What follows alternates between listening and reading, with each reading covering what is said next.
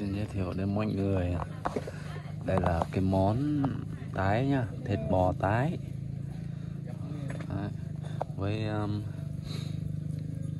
cái nước thì nó đắng đắng. Sẽ rưới một ít cái nước mà đắng đắng rồi nha, ăn rất là ngon luôn. Gia vị gồm hành, ngò và muối rồi bột ngọt thế thôi.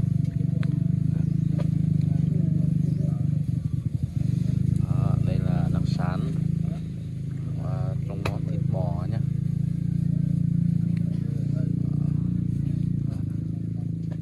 Hóa ra ủng lụa là hay à họ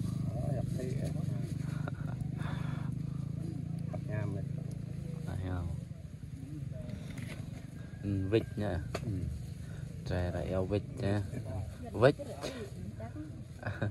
cái lòng đắng nữa, lòng đắng của bò, xong rồi mình tưới đều với thịt, xong rồi trộn xong rồi nâng cái trứng nha, phi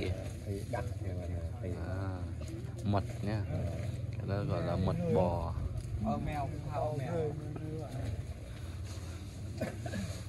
Hồi nãy là lòng đắng, bây giờ là mật.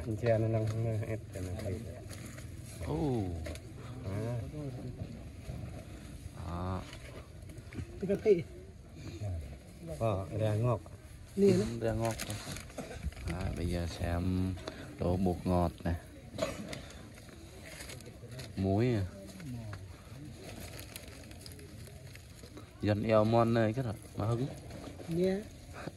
Buồn đằng. Buồn đằng rồi. Món thịt bò nha. Bây giờ trộn này.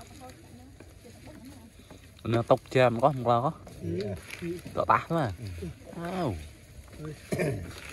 Tre đại eo đang rạ đồ bàn nhá. Món bò tái.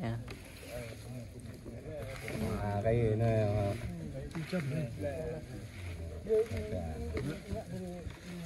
và thịt thả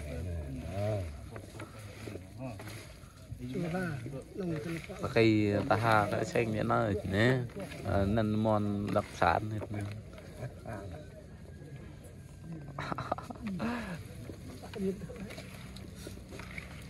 Nghe rằng sọ là rằng khôn sọ lại từng vịt.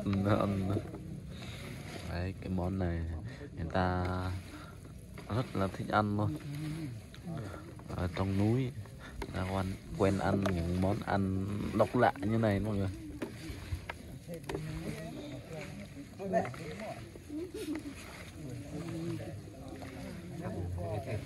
Thằng chết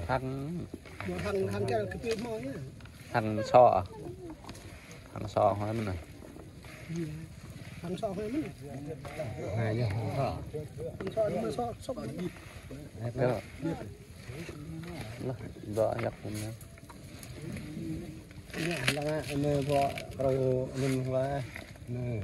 Nó mệt bưng lần nữa nhắm vào bưng lần nữa nhắm vào gì cây quá đắng này để nhà tao phi quá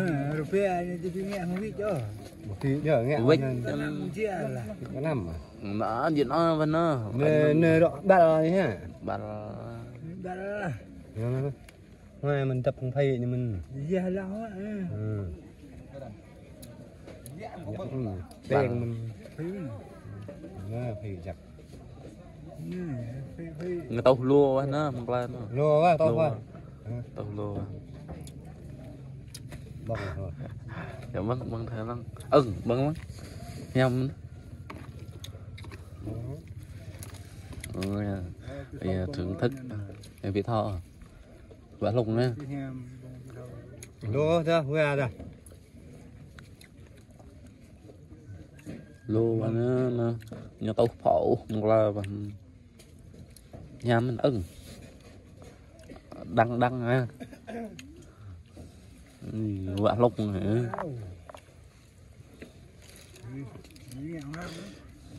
cái món này chắc đắng ôi nhiều nước lòng đắng lắm. sợ sơi ngoại sơi Thêm. Đó là nè đồ ăn tàu hằng em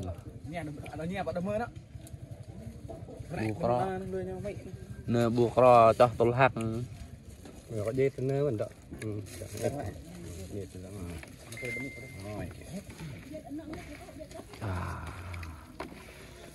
Nè mà đủ đặt lượng một là phi quá là thay bị gan này nhà thầy chặt món này ta thích ăn lắm món đồ bè bưng lắm mà kêu bảo hỏi nhầm cả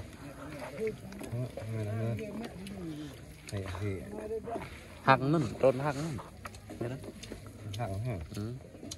thế mình mấy bạn trôn hăng nữa hoa mình có hăng nữa bác có lá lô phía hăng đó tụi mày phía hăng đó món hăng Việt Nam nhầm nha. Đấy, bây giờ mình thử luôn ăn một miếng ớt nha cái này nó mà ngon ha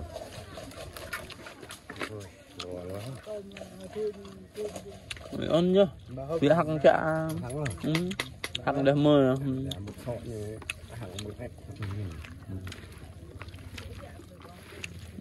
nhầm việc phay việc phay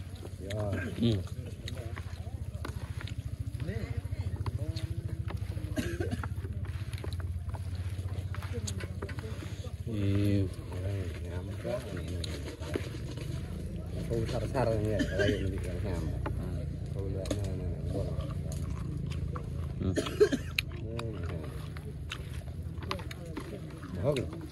hưng bông lăng nữa còn rạ nữa ra rồi nè ra ek long rồi thôi hay là bông phải này bông rồi thôi trâu không là chạy biên cái là nói rằng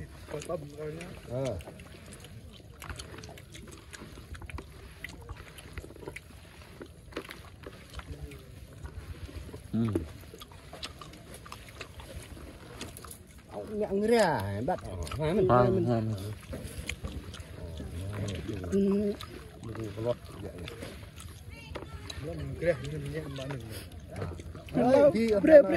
pre đặt mưa sang nữa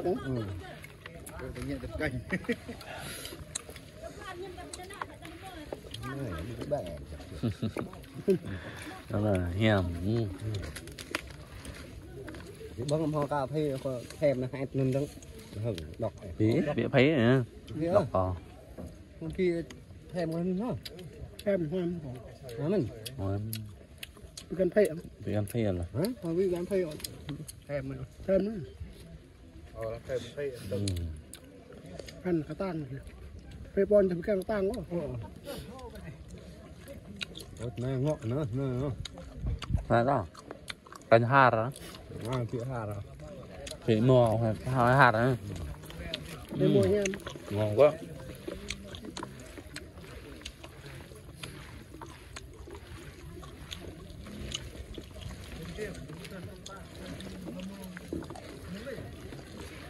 mệt nên măng lần đó mệt thì bị hỏng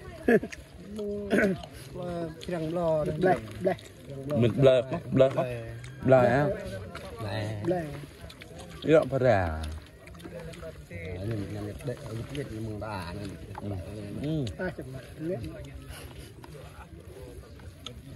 Nè vợ này mà đi lật chẳng thi À, nhầm rồi. Nhầm rồi.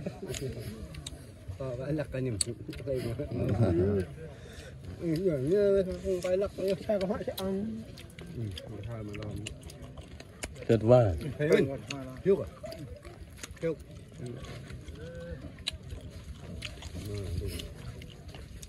Bài lại gần thi. Vâng. Món này sẽ cho tất cả mọi người đến dự ăn nhá. Mình ăn một ít thôi. Như vậy là đã hoàn thành cái món tiếng địa phương gọi là món R3 nha mọi người. Đó, món này. Là nghe là Mình xin dừng video ở đây nhá.